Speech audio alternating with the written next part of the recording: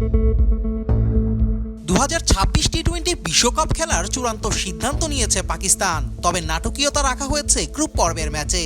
সামাজিক যোগাযোগ মাধ্যমে এক বিবৃতিতে সরকারের তরফ থেকে জানানো হয়েছে গ্রুপ পর্বের ভারতের বিপক্ষে ম্যাচ খেলবে না পাকিস্তান।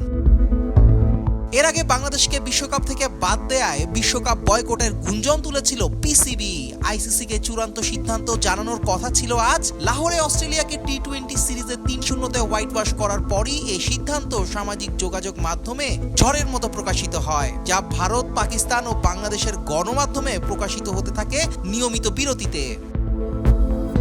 7 ফেব্রুয়ারি পর্দা উঠবে টি-20 বিশ্বকাপের 10ম আসরের। উদ্বোধনী দিনে কলম্বোতে এই গ্রুপে নেদারল্যান্ডসের বিপক্ষে প্রথম ম্যাচ খেলবে পাকিস্তান। তবে গ্রুপ পর্বে 15 ফেব্রুয়ারি ভারতের বিপক্ষে ম্যাচে মাঠে নামবে না পাকিস্তান দল। ইতিমধ্যেই পাকিস্তানকে খেলাতে আইসিসির সঙ্গে যোগাযোগ শুরু করেছে জয়সার বিসিসিআই। শেষ পর্যন্ত মাঠে কুটচালে কে জিতবে তাই এখন দেখার বিষয়।